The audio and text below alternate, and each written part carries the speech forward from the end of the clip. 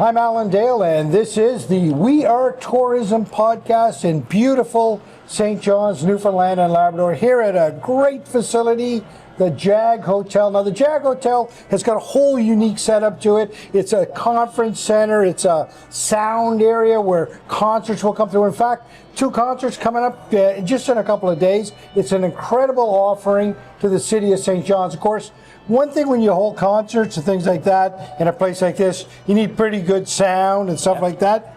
So on that note, why don't you go ahead and introduce yourself? Tell us what you do.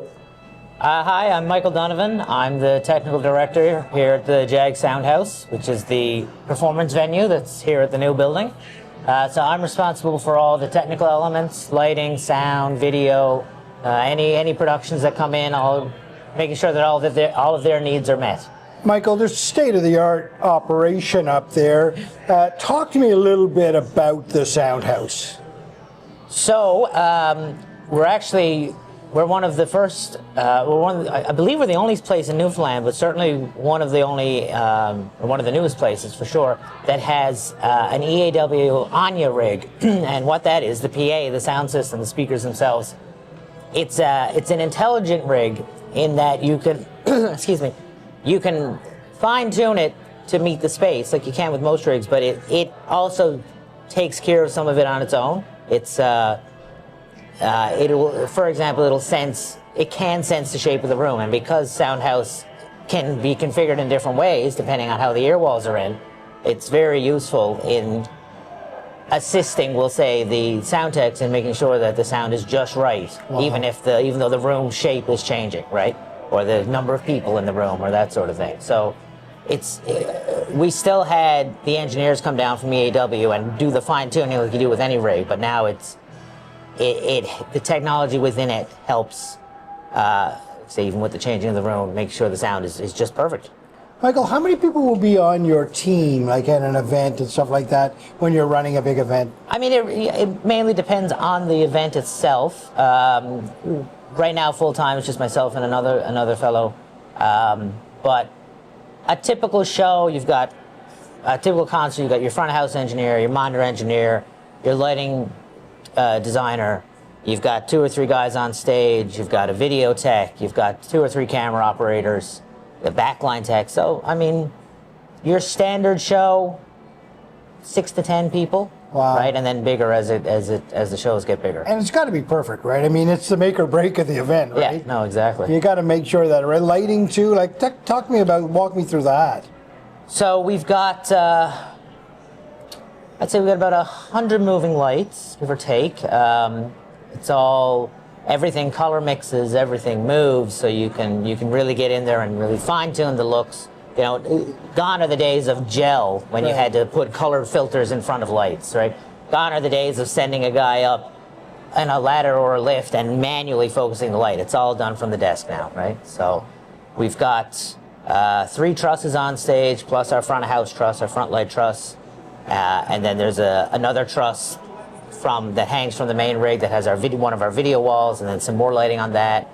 And that's sort of the main house hang, and then depending on the show, we have some extra inventory that can come in to go on the deck or go on uprights, or just so every show has its own unique look. Michael, how long have you been at this kind of work? Like, and what got you into it? I guess I've been doing it about 20 years now, give or take.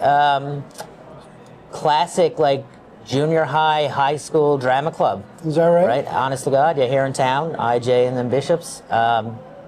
And then I went to Grenfell, Munn's campus out in Corner Brook, and studied fine arts and theater. And then I've just been working around town. I was with a production company here in town for years, and did some work on cruise ships. And now here I am. It sounds like a real passion for you. Oh, absolutely. Did you always know that that technical side of that was what you wanted to do? Yeah, I mean, once I sort of started doing theater again, like junior high, I did a little bit of acting coming up through, but it was always the production side of it always drew me in more so. Is that right? Wow.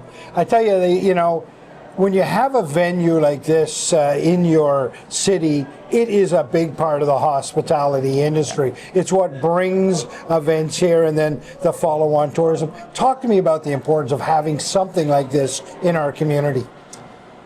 I mean, even just starting at the size of the venue, like 1,600 seats, that fills a gap that has always existed. You know, we're bigger than the Arts Culture Center and Holy Heart, right? But we're smaller than Mary Brown Center, so it really fills the hole for that sort of medium-sized show. Right. And now attached to a hotel, you know, it's all part of the package. Right. Right. I remember. I mean, I've been here now about 10 weeks, all through the install, and I remember first couple of times I walked through it. The layout, it reminded me of a cruise ship, like that sort of atmosphere, that sort of quality, right? Like, you know, you can, on one floor you've got your food, and then you've got your entertainment, and the hotel itself, places to stay, and, you know, and every floor is a little different, but there's the through line of music going through it all, so it's not just a hotel. I mean, there's lots of hotels downtown, but it's a true, like, entertainment complex. Two big events coming up this weekend. You'll get to put the rig, as you say, to the test. Nervous at all? Not really. I mean, you know,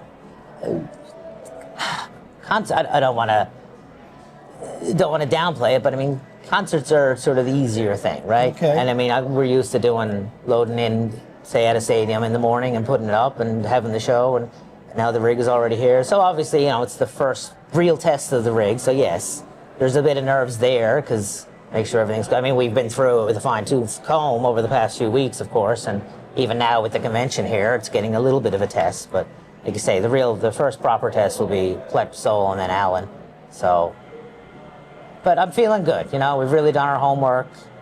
We had help from SF Marketing. They were the supplier of a lot of the gear. Sean Basha, who's a key player here at the hotel, he designed a lot of the stuff, chose a lot of the gear himself. We've run, some of it's been used for Iceberg Alley, and I mean, even though it's not the same equipment necessarily, it's the same process. Same process, yeah. And a lot of common crew, so we've got a good working relationship amongst the team. Michael, I tell you, it's been an absolute pleasure to get sort of a look behind the scenes of a guy who works the rig, right, yeah. That technical side to make all of these things work. And that's a big part of the hospitality industry. And I can also tell you this, this might be the first time that I've ever done an interview and the guest's mom sat just over there watching. And I got to tell you, your nerves of steel. Yeah. She didn't bother at all. Mom must be proud. I can see her smiling over there. It's been a real pleasure to have you on the show, and this is the face of tourism in Newfoundland and Labrador.